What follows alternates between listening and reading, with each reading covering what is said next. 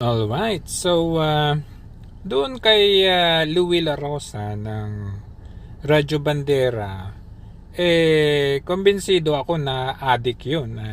Merong video na pinakita itong si Big Was ng DWOK, ano?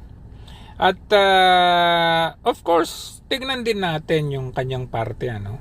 Kung merong hindi magandang gawa itong kabila, tingnan din natin kung ano naman kay Sir Tommy Abile. Kung makikita natin ang ating title ng Sunstar Balita, no, ay ITAS insulted by news anchor. Ang date na ito ay September 14, 2014. So tingnan natin kung ano ba ang tungkol dito, no. Yung idol ng bayan na itong si Mr. Tommy Bigwas, ay nakabase dati noong araw, sometime in 2014, nakabase sa Olongapo. Ayan, makikita natin Olongapo. Video posted on social media last September 10 showed a news anchor allegedly insulting ITAS, collectively referring them to as exotic. Ayan, so ang tawag niya sa kanila ay mga exotic, ano? Tommy Abile, a news anchor of Big Was, reportedly started by saying that he wanted to taste something exotic. At first, referring to food. He added that his friend wanted to taste something exotic, although in a sexual manner. Kung makikita kasi natin yung video, iba talaga yung klaseng pagtawa ni Mr. Tommy Abile. Talagang bukod sa sexual, no, nakaka-insulto. Lando, musta ka dyan? Ikaw ba'y nakakatikim na rin ng exotic? Ako gustong-gusto kong tumikim ng exotic. Pagkain, ha? Hindi yung katulad ng kaibigan natin na nagsabi niya, pare, gustong-gusto ko talaga tumikim ng exotic. Gusto ko tikman Aita.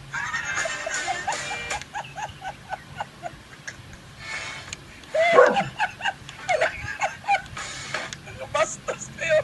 Wala kayo. Ano?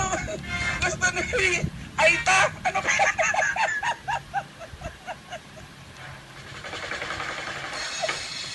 Ayoko. Ayoko.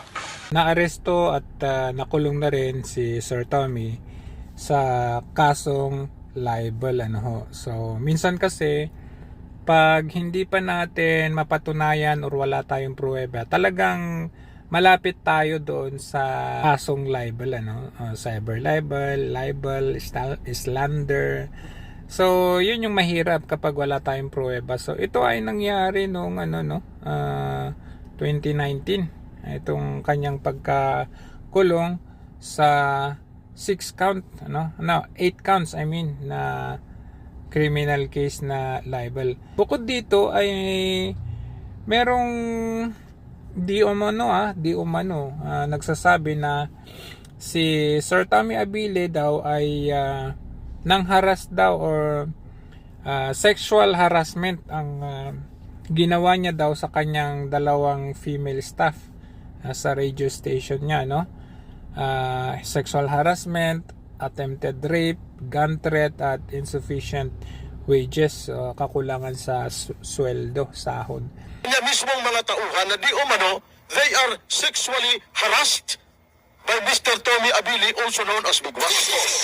Okay, go.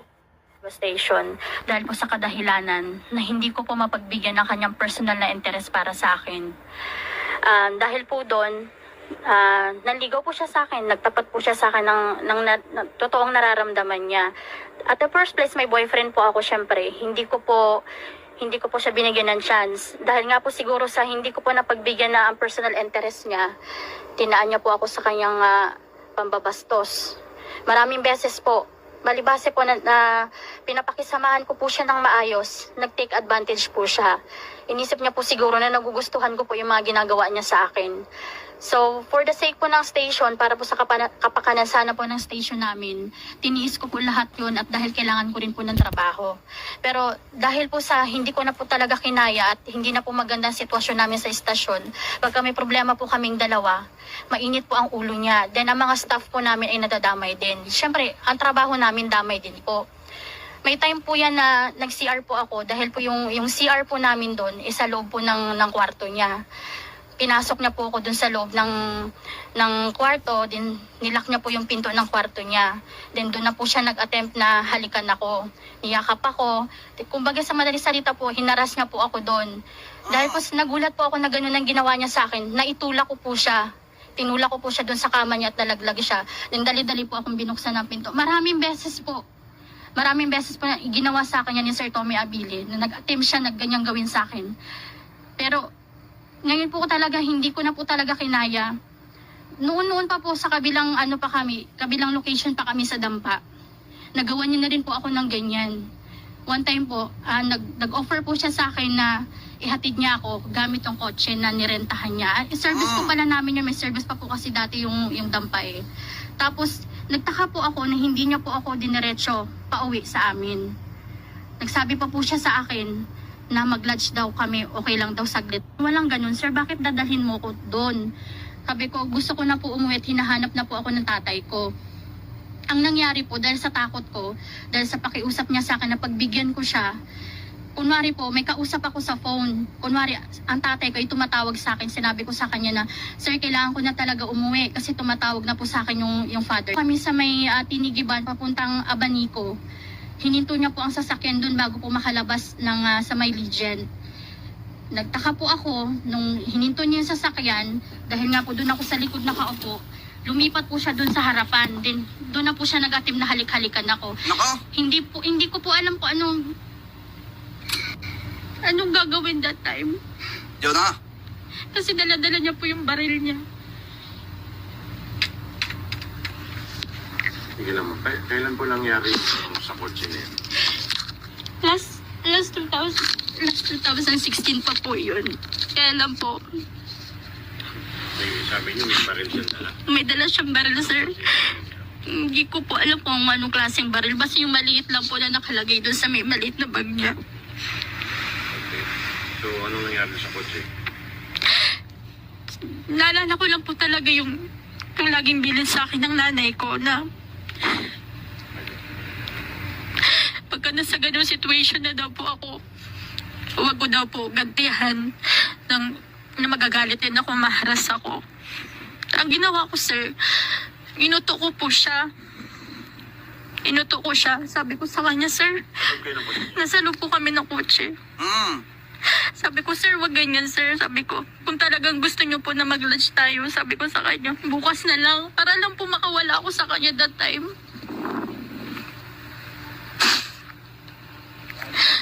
Tapos sabi niya sa akin, sir, sige, sure yan. Sabi niya, pagbibigyan mo ko bukas. Sabi ko, opo, bukas na lang, sir. Sabi ko, pero sir, grabe po ang kaba ng dibdib ko noon. Hindi ko alam, parang lutang ako sa akin eh. Nagpasalamat po ako sa Diyos kasi nung naisip ko po yung way na yun para tigilan yung ginagawa niya sa akin, hindi niya insist yung gusto niya. Unti-unti ko po binuksan yung pinto, sabi ko sa kanya, sige sir, i-text na lang kita bukas ha. Sabi ko, sabihin mo lang sa akin kung saan tayo magla-lodge. Yun po yung sinabi ko sa kanya. Sige, sure yan na. Paalis na lang ako, sir. Naghabol pa po siya ng halik sa akin. Habol pa siya ng halik. Parang nasa isip ko nun.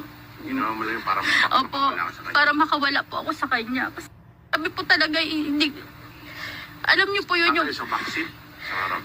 Nasa backseat nga po ako, sir. Pinuntahan niya ako dun sa likod. Noong time na hininto niya yung sasakyan. Nung nakababa po ako ng kotse niya, hindi ko po alam kung paano ako. Parang natauhan na lang po ako na nakarating na pala ako ng Mendoza Park na naglalakad ako mag-isa. Alam po yan ni Sir Nomi Ilagan, yung dating ka-business, ka-sosyo niya po sa Bigwas. Ang gusto po mangyari sa ni Sir Nomi Ilagan nun, sampahan na namin ang kaso. Kaya lang po dahil sa takot ko nga na madama yung pamilya ko, mas pinili ko po manahimik. Kahit po yung girlfriend niya na si Ma'am Roda, talagang kinausap po ako na gusto niya nandito pala? nandun pa po si Ma'am Roda. Sila pa po na nagka-problema po kasi sila that time. Si Roda nandito pa nung ginawa niya. Opo.